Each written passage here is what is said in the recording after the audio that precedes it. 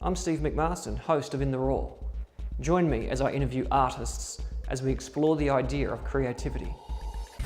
What's up everyone, I'm TommyDoom, I'm a tattoo artist, and today I'm getting in the rAW with Steve McMarson.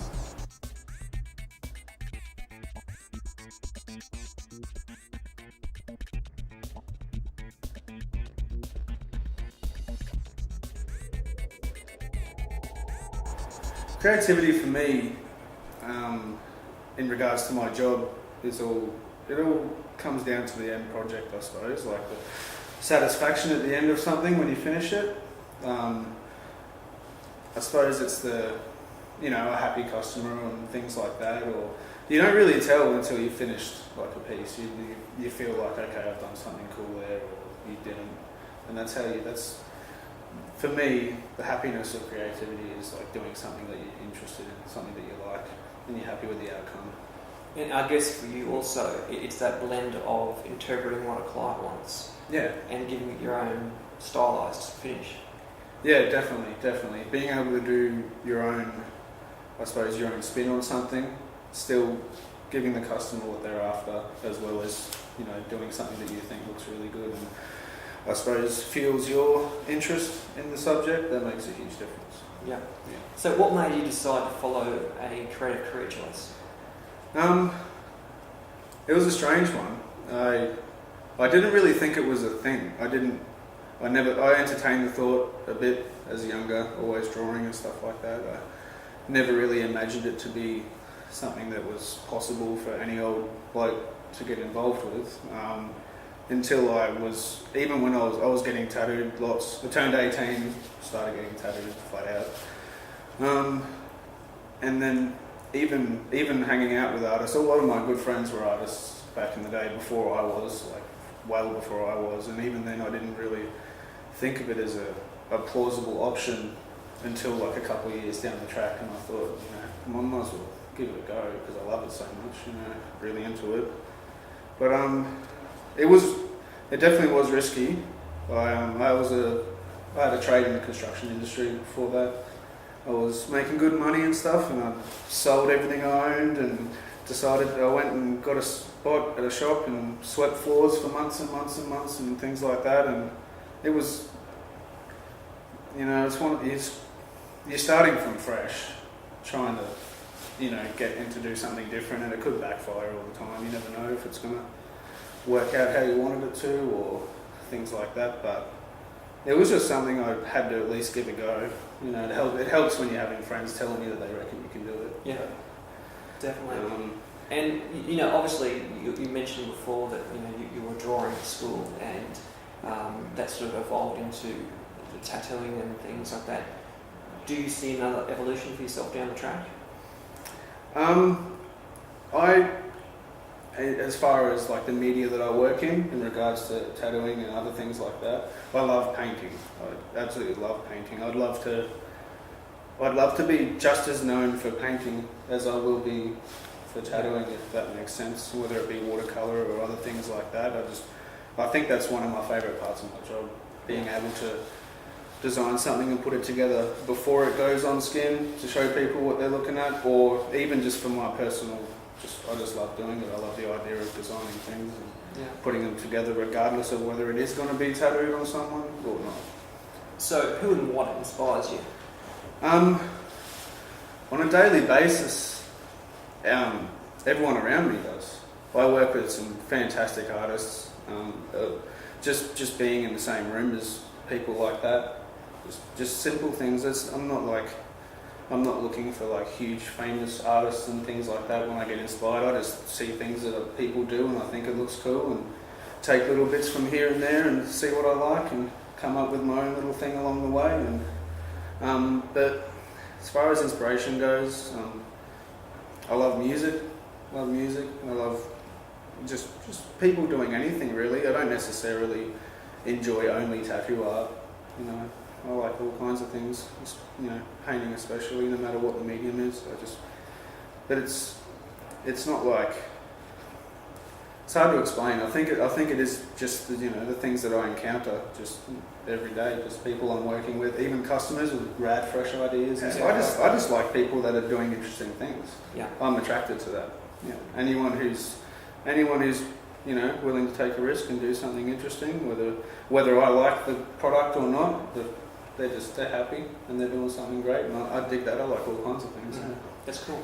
So in your own artwork, do you strive to be unique? Definitely. My field of tattooing, it's fairly traditional. All the American traditional stuff, all these things, hundreds of years old, and things. And there's certain ways to do things, and there's certain ways not to do things, and there's a lot of designs that get reproduced. But there's definitely, I want to put my spin on things. I definitely don't want to be another dude that just reproduces things that have been done lots and lots. I'd like to be able to think that, I don't know, if I last 20, 30 years, 40 years and I finish up and I'm done when I'm an old man, I'd like to think that the tattoo industry was better with me leaving it rather than coming into it and just recycling everything that's been done before. Sure. So how do you keep the creative ideas in your head fertile? So what motivates you and gives you that interest? Again, just people around me, just seeing people do interesting things. Sometimes I like to step away from like tattoo art influences and just see different things, or just disregard the way my medium, my watercolor flash and my tattoos and things like that. Sometimes I just try and bring things from outside a little bit differently. It's hard to explain. Yeah, you got to keep it fresh for yourself, as well as at the same time you've got to be able to produce things that are interesting for your customers and peers and things like that. What's the biggest opposing force that you've encountered in your creative journey? Essentially just never knowing what's going to happen. You can start fresh with zero money, working for free, trying to get a job and trying to be interesting for customers so you can try and make some money and get the ball rolling and get a little bit of a name for yourself. But if they don't come, or people don't find you interesting, if you're not doing the right thing, then it's over. Like this, it doesn't work out. So if you interview a creative person, past, present, who would it be? That's a tricky one. I'm not too sure. I don't know if I'd interview people. I don't think I'd ask too many questions. I like to watch people work. So when it comes to tattooing, you probably learn more just watching someone do a tattoo rather than, picking their brain too much, asking them straight up questions or anything like that. There's no one really that stands out in my mind who's very popular or anything like that. I enjoy all the people that I work with and everyone around me, and just little things, if that makes sense. It does, yeah. Well, we spoke before about what you want to accomplish with your art. You mentioned that you want the industry to have been richer for your presence. Definitely. Are there any sort of other personal goals that you wanted to achieve? I'm kind of achieving them because I'm happy. That was one of the things, changing jobs.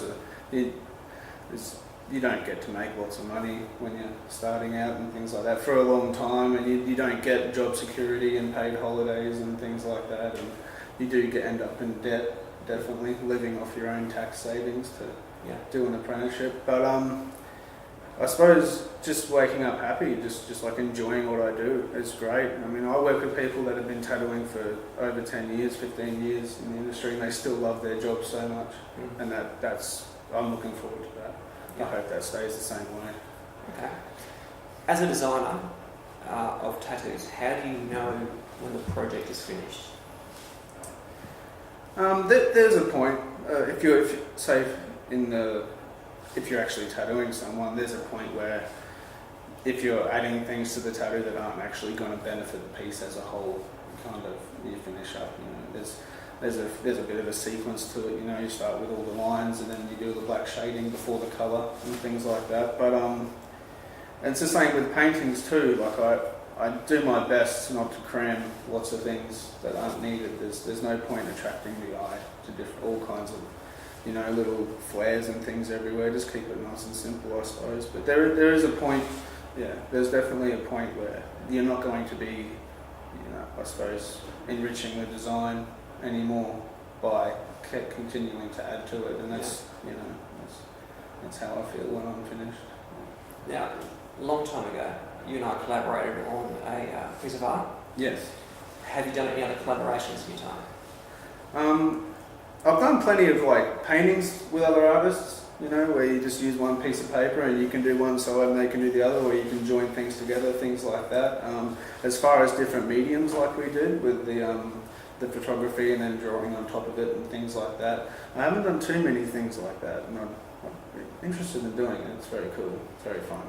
And do you find that the joint collaboration process, it's like who gets to take a lead on the ideas, or do you find collaboration comes quite naturally to you? No, it's fine, because I spend a lot of my time, as we were saying, you don't want to put 1,000 things on top of something else and take away from it. You want to get the finished product to the point where it doesn't need anything else, because it's not actually contributing to the piece or changing anything. So especially when you're working on people's bodies like tattoos, you want to do something that will, I suppose, accentuate the parts of the body or things like that. Mm-hmm. You don't want to just. It's got to work with the canvas, I suppose. Yeah.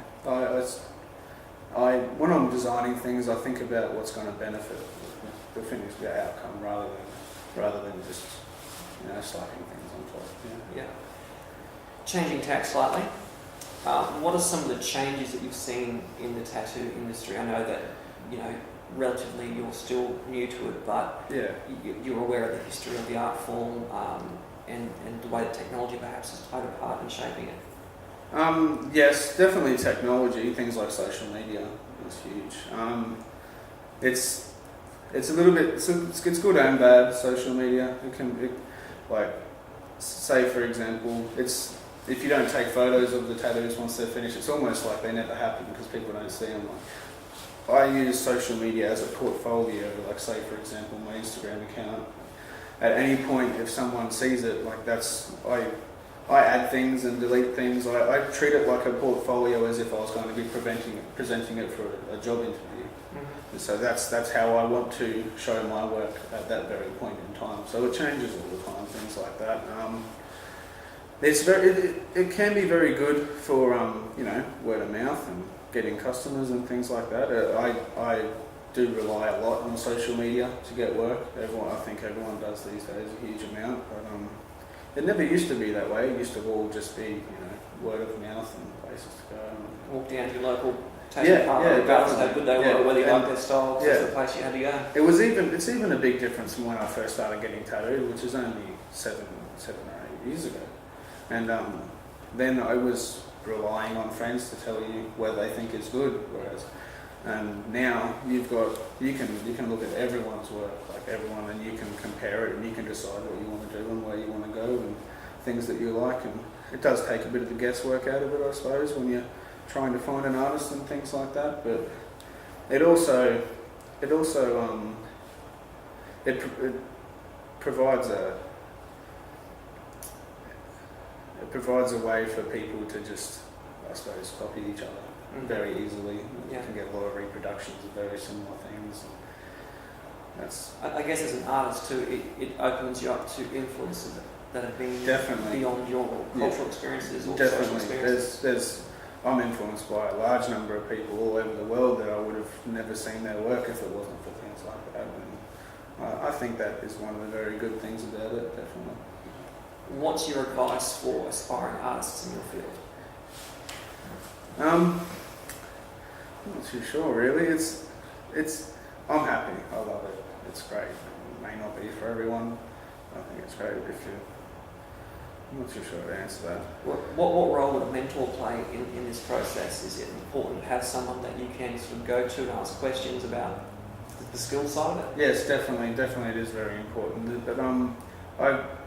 But traditionally, someone had a single role model, teaching them, telling them how to tattoo and things like that, watching and teaching. I have quite a few people just here and there, just taking little bits of information here and there. I never really had much of a chance to work with a single person.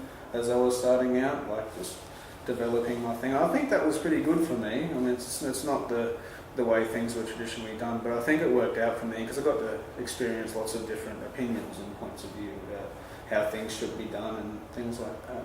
That's good.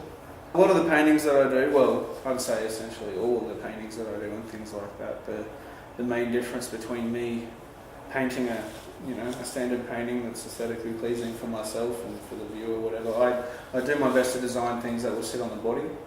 So I tend to have a limb in mind or a part of the body in mind when designing tattoos and using different things to come up with the finished product. Like say for example that eagle and snake that we were just talking about is it's suitable for something like a back. You've got like a large flat surface and things like that. When it comes to other things, you tend to, say for example, I'm designing a tattoo for inside of the forearm or something, you try your best to use the shape because you don't want to just make a design wrap all the way around and disappear. You want to be able to look at it on a nice flat panel, if that makes sense. So the actual canvas, I suppose, rather than a flat piece of paper, your canvas is never a flat piece of paper like it is when you're drawing and sketching and painting. So you do really have to think about that when you're putting things together, and I think that makes it fun. I'm TommyDoom. I've been caught in the raw with Steve McMarson. You can find me on Instagram at TommyDoom and at Trailer Trash Tattoo in Brisbane, Australia.